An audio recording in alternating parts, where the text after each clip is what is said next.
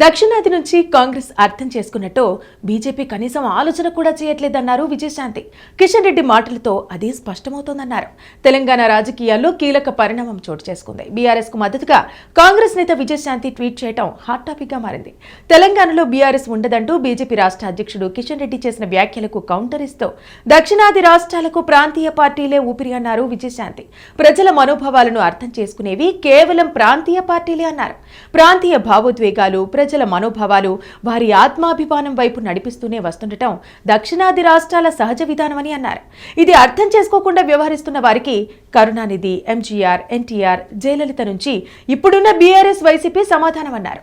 దీనిపై బీజేపీ విశ్లేషించుకోవాల్సిన అవసరం ఉందన్నారు విజయశాంతి. దక్షిణాది గురించి కాంగ్రెస్ అర్థం చేసుకున్నట్టు బీజేపీ కనీసం ఆలోచన కూడా చేయట్లేదన్నారు విజయశాంతి. కిషన్ రెడ్డి మాటలతో ఇది స్పష్టమవుతోందన్నారు. విజయశాంతి ట్వీట్ పొలిటికల్ సర్కిల్స్ లో చర్చకు దారితీస్తుంది. జాతీయ పార్టీలో ఉంటూ ప్రాంతీయ పార్టీలను పొగడటంపై డిస్కషన్ నడుస్తోంది. కాంగ్రెస్ లో చేరినప్పటి నుంచి సైలెంట్ గానే ఉన్నారు విజయశాంతి. ఎంపీ ఎన్నికల్లో పోటీ చేస్తారనే వార్తలు వినిపించినా కనీసం ప్రచారంలో కూడా పాల్గొనలేదు.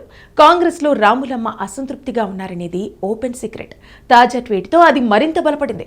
ఈ నేపథ్యంలో విజయశాంతి మళ్లీ గులాబీ కూటికి చేరబోతున్నారనే అభిప్రాయం వ్యక్తమవుతోంది. తెలంగాణ ఉద్యమ సమయంలో బీఆర్ఎస్ తో కలిసి పనిచేశారు విజయశాంతి. కేసీఆర్ కు సన్నిహితురాలిగా పేరు తెచ్చుకున్నారు. తర్వాత పరిణామాలతో ఆమె పలు పార్టీలు మారుతూ వస్తున్నారు.